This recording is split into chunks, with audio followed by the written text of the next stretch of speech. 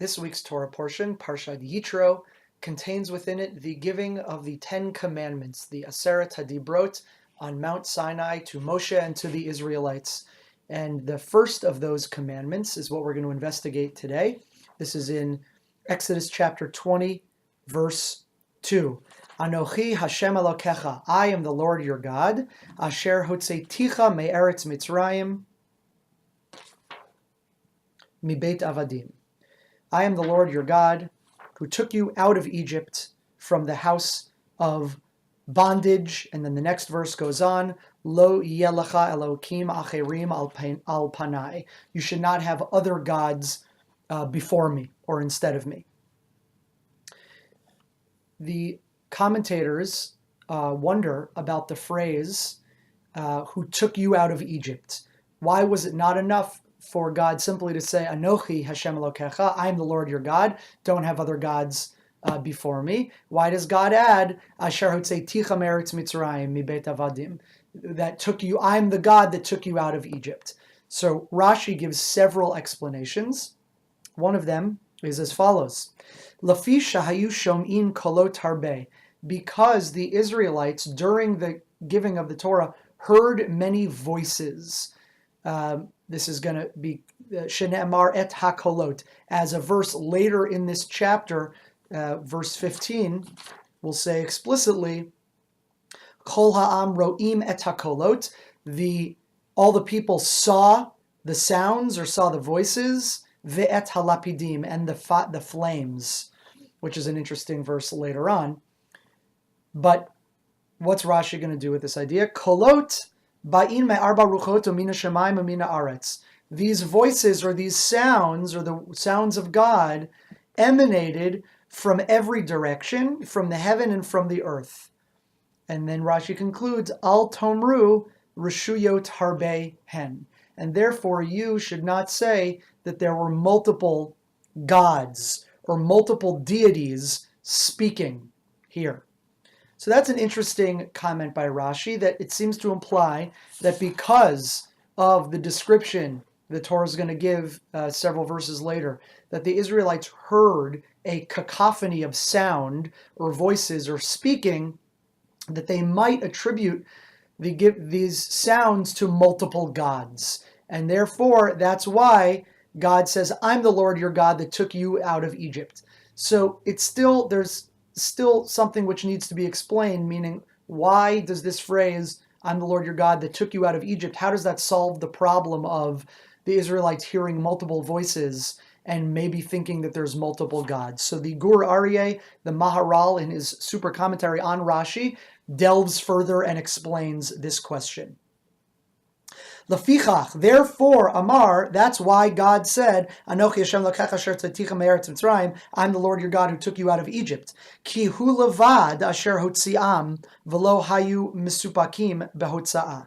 Because it was just God that took them out, and they were not, the Israelites had no doubts. There was no mistaking what happened in the taking them out of Egypt. Mipnei, why? Shehahotza'ah, during the taking out of Egypt, Hayu Yisrael el hamotzi yitbarach. The taking out was clearly done by and for God. And hamotzi yitbarach le'am, in order to be a nation. Kedechtiv, as it's stated in Leviticus elsewhere, hamotzi atchem eretz Mitzrayim liot lechem lelokim, that I, God, took you out in order to be your God. Ve'en shnei Elohut la'am echad. And now the Maharal states what he understands to be a sort of rational or logical premise of his system here, which is that one nation cannot have two gods. And the fact that God took the Israelites out of Egypt ipso facto means intrinsically that God, Hashem, Elohim, is the one God of our people. And that was clear in the Exodus story. Aval. But now we have another story. We have the story of the giving of the Torah. Netinat HaTorah shayach lechol ha'omot. But the giving of the Torah, that in theory could be something which is done for all people. V'akadosh Baruch Hu hechzir et Torah el kol ha'umot. And as we know, there's midrashim, there's rabbinic understandings that in fact God did offer the Torah to the various nations, and they rejected it. But, at least in theory, the giving of the Torah is applicable and is relevant and could be understood to be universal, as opposed to the Exodus, which was specific.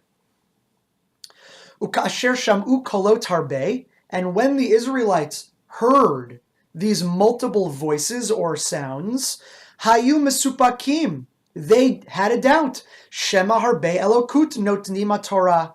Maybe, as opposed to the Exodus, which was clearly about one nation and one God, maybe the giving of the Torah was actually being given by multiple gods. We hear multiple voices. Lakach amar, and that's why God said, Anochi Hashem lokecha, it is me, the God that you know, asher hotzeiticha me'eretz Mitzrayim. Just like in the Exodus, I took you out of Egypt in order to be my nation, and I would be your God.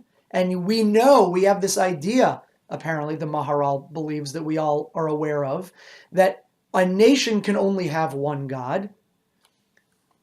Just like I am your one God vis-a-vis the Exodus, so too God uses the term, I'm the Lord your God that took you out of Egypt, here regarding the giving of the Torah.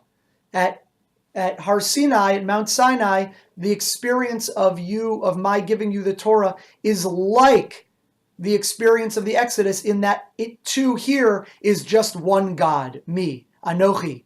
I am the Lord your God.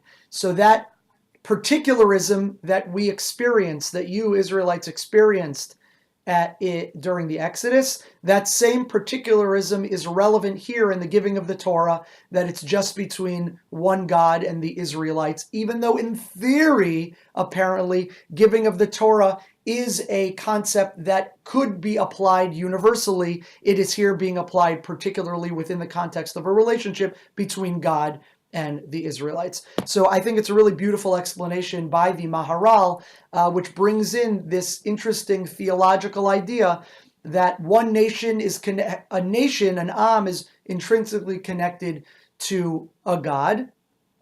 Giving of the Torah is a more universal prospect, so God feels the need, recognizes the need to specify to the Israelites, lest they misunderstand, that the giving of the Torah here too is being experienced particularly just for the Israelites. Always a pleasure learning with you. More next week.